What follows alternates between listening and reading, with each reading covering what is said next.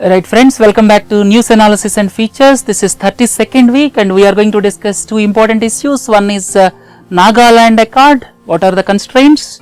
Second is Participatory Notes, why the government is worried. These two are the issues we are going to deal with in this News Analysis and Features. Look at the Nagaland issue. Before going into the Nagaland issue, I would like to tell a brief on the state of Nagaland. I am talking about state of Nagaland. State of Nagaland is different. Nagaland issue is different. Please don't confuse. So, when it comes to the state of Nagaland, this is the northeastern state of the country. Boundaries. One side it is Sagaing region of Myanmar. Sagaing region of Myanmar. Northern side it is Arunachal Pradesh.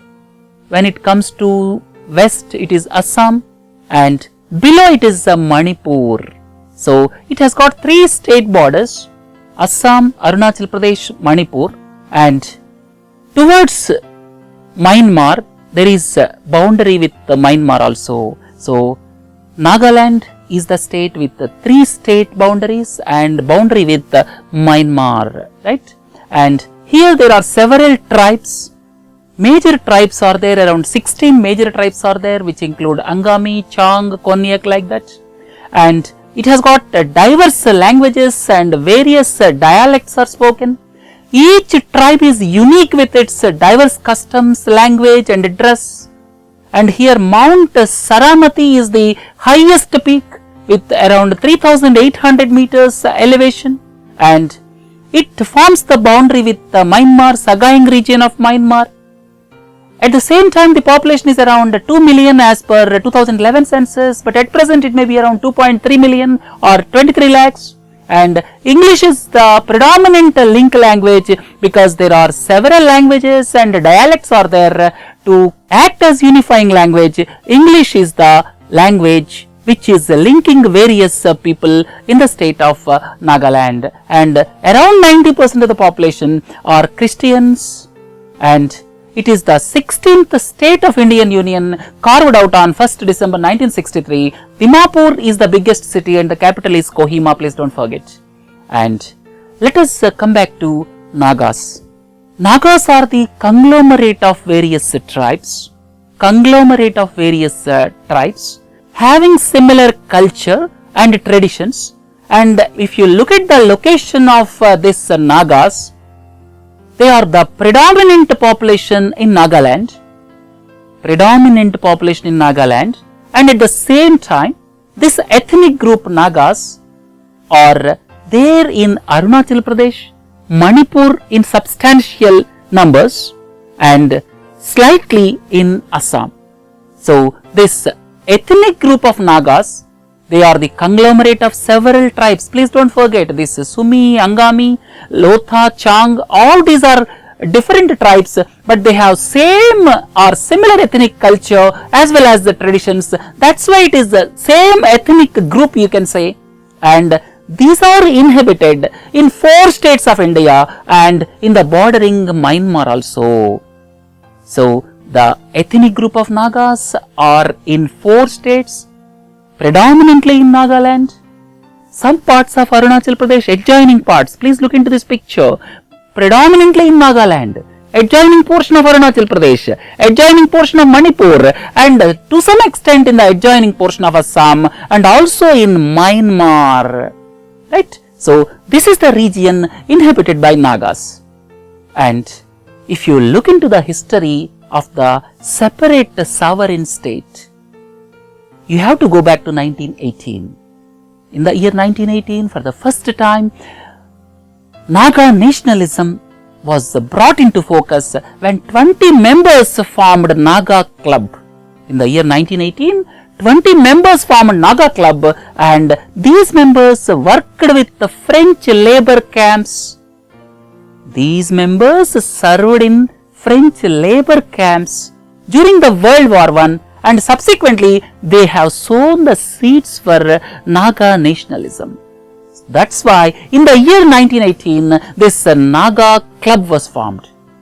When the Simon Commission visited India in the year 1928, they gave representation to the Simon Commission stating that the people of mainland of India and the Nagas have nothing in common. They are two separate entities. This is the representation given by Naga Club to the Simon Commission. Some reports say 1929 and some reports say 1928. Anyhow, the matter here is Naga Club represented to Simon Commission stating that Indians as a whole are different and we are different. And in the year 1946, Naga National Council was formed under aged Fizo, and in June 1947, the agreement properly known as Akbar Haidari Agreement. You may ask, who is Akbar Haidari? Akbar Haidari was the then governor of Assam. An agreement was signed between Naga National Council and Akbar Haidari, and it gave impression to the Nagas that after the expiry of 10 years, they can't decide about their own future. That means the Akbari Haidari Agreement was wrongly interpreted by NNC that after the expiry of this award, they can choose to be a sovereign state. That was the misrepresentation by NNC. And in the year 1947, August 14, they declared independence. That means they never had any intention to stay away with Indian Union. And in the year 1955, NNC began armed insurgency. For the first time, NNC or Naga National Council began armed insurgency, and the Government of India started counter-insurgency operation with the imposition of Assam Disturbed Areas Act on August 27, 1955, because at that time this was a part of Assam.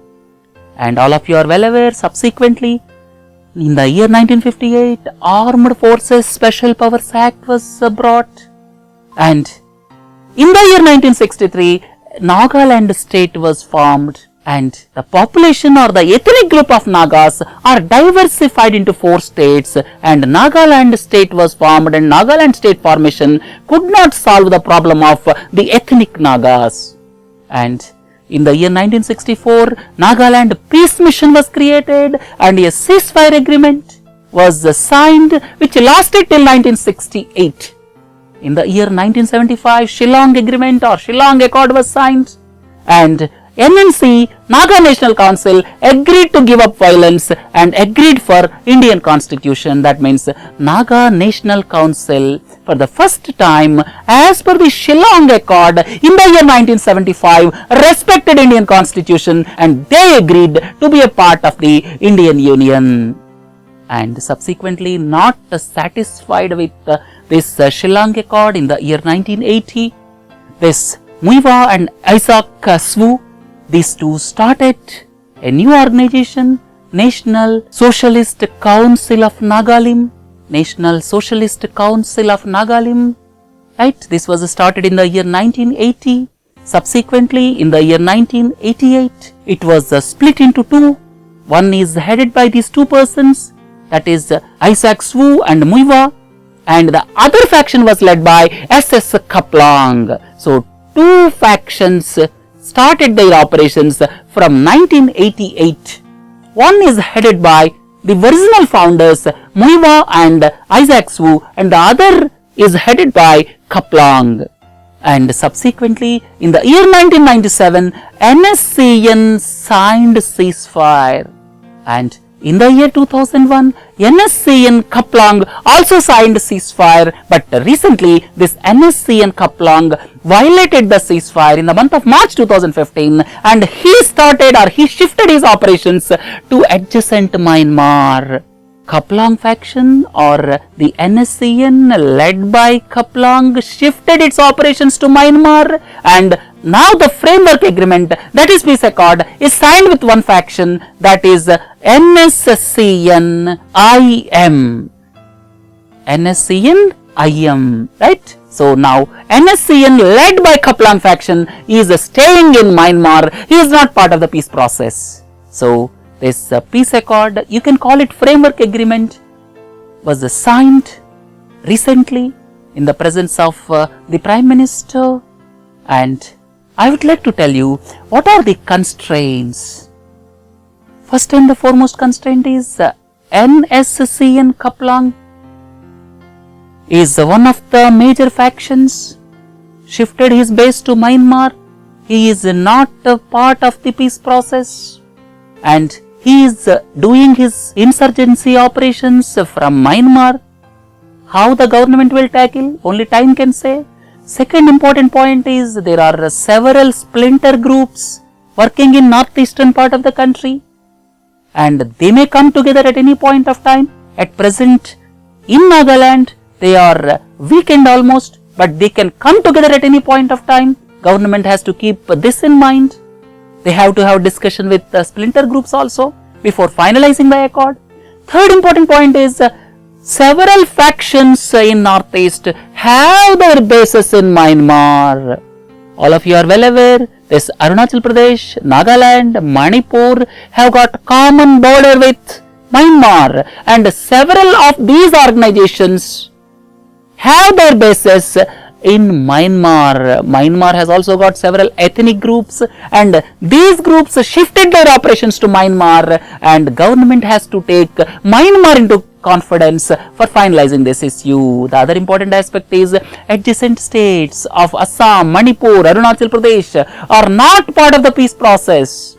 We have just now discussed this ethnic group Nagas are situated in all the 4 states, of course to some lesser extent in Assam, majority in Nagaland, to some extent in Arunachal Pradesh and Manipur, lesser extent in Assam, but these 3 state chief ministers were not involved till date and they have to be taken on board to make it success.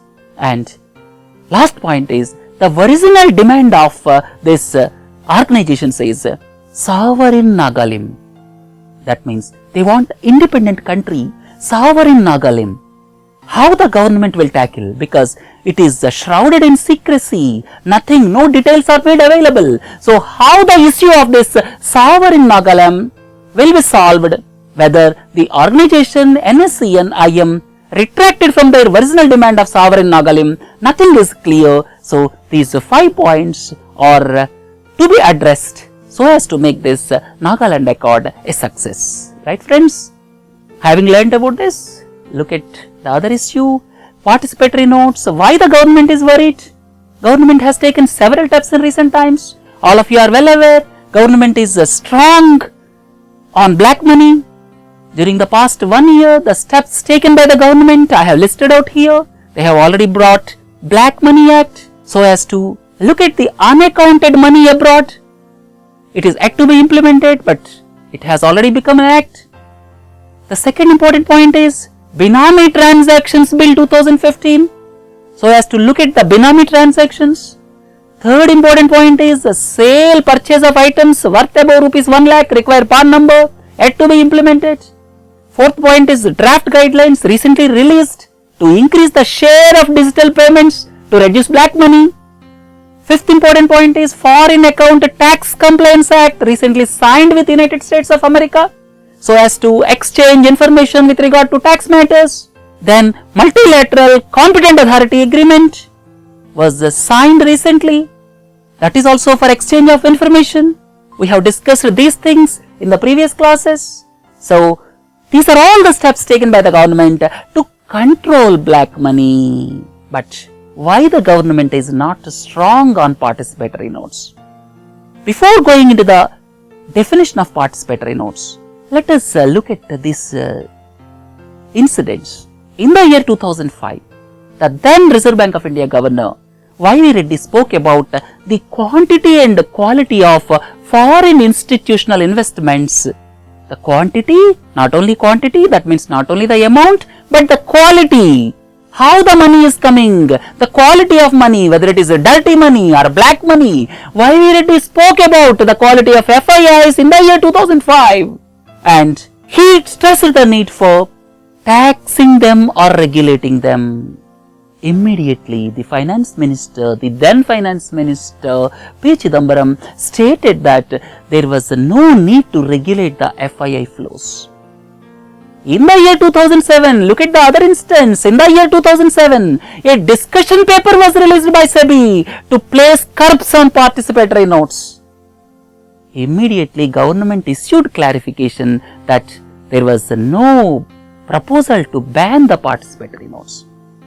Coming back to 2015, Special investigation team on black money recently pointed out that participatory notes are used from tax havens such as Cayman Islands, and there is a need to look at the quality of investments to control black money. Immediately, the Finance Minister Arun Jaitley issued clarification stating that there will not be any knee-jerk reaction on participatory notes. It is clearly evident for the past 10 years, government is not in a mood to take any step to look at the quality of participatory notes investments. Whether it is black money, whether it is dirty money, how that is coming, what is the source, government is not interested, it appears, for the past 10 years. Right, look at the issue. What is meant by FII? Foreign Institutional Investment. Recently renamed in the year 2014 as Foreign Portfolio Investment. FII is Foreign Institutional Investment, recently renamed as Foreign Portfolio Investment. That is the investment coming from foreign countries for investments in Indian stock market. That is the investment coming from foreign land for investments in Indian stock market. There is no problem if foreign institutional investors, they are used interchangeably. Please don't confuse. If I say FII or FPI, it is one and the same. Please don't confuse. So, the foreign institutional investors can invest in Indian stock market, and the details are known to the SEBI. SEBI is the regulator of capital market, Securities and Exchange Board of India. Foreign institutional investor details are known to SEBI. There is no problem if they invest in Indian stock market. But there is a clause. Foreign institutional investors can give participatory notes. Foreign institutional investors can give participatory notes, and after issuing participatory notes, they can invest in Indian stock market. Through participatory notes, the details are not known to the Indian authorities. If the investments are done through the participatory notes issued by the foreign institutional investors, the details are not known to the Indian authorities. And through participatory notes, lot of investment is coming to India. That means participatory notes are overseas derivative instruments or ODIs, overseas derivative instruments, and their investment will come to India, and here some stocks will be purchased, and their details are not known to the Indian authorities. Their details are not known to the Indian authorities. And here there is a clause that every month foreign institutional investors have to submit the list of the participatory notes investors investing in Indian stock market to SEBI. There is a provision, foreign institutional investor has to submit a list of the investments, list of the participatory notes investors, whoever are investing in the Indian stock market. But strictly it is not implemented, and it has not proved to be effective, and the details of participatory notes investments, literally speaking, are not known to the Securities and Exchange Board of India. Right? So, here I would like to tell you once again, participatory notes are issued by the foreign institutional investors, and through participatory notes, people will invest in Indian stock market, and the details of the participatory notes, who are the end beneficiaries through participatory notes, are not clearly known to the Indian authorities.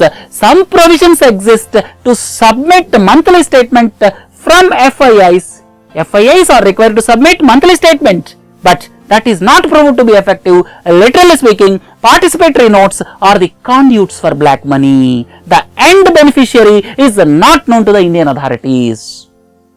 So, look at this. We have discussed in the previous classes. Black money is generated in India. It is going to the foreign land, either through Hawala route or so many other ways are there. Black money is going from India to the foreign land, and it is landing somewhere and through shell companies. Look at Cayman Islands, the population is 55,000. But the Cayman Islands invested 85,000 crores of investment in Indian stock market. Can you imagine? A country of population 55,000 can invest in Indian stock market through the dubious participatory notes. Participatory notes details are not known. So through dubious participatory notes, investment from Cayman Islands is 85,000 crores in the month of June 2015. It indicates that black money is coming from tax havens like Cayman Islands. So look at this once again. Black money is generated here, going to the foreign country, and from there it is coming to the Indian stock market through the issue of participatory notes, because the end beneficiary is not clearly known to the Indian authorities. But why the government is not banning? The interesting question here is why the government is not so serious. The general perception here, I would like to tell you, it is the black money coming back to India through round tripping. We have just now seen in this chart, black money going from India, reaching abroad, and through tax havens or through shell companies, it is coming back to India. That is called round tripping. So people strongly feel that the investment through participatory notes is nothing but black money, or you can say round tripping. Second important point is it is coming from the tax havens like Cayman Islands, Bermuda Islands. And the third aspect is it is benefiting the elite class of the country. That means it is benefiting the rich persons of the country. And the last one is general public has got perception government is not serious about the issue because it is benefiting elite class of the country, and it is not clear, and common man is not able to understand why the government is not serious about this participatory notes for the past several years. Participatory notes are no doubt main conduit of black money, and it is not clear how the new government will tread the path and what recourse it will take to control black money coming to the country through the participatory notes. Right friends, have a nice day. Thank you.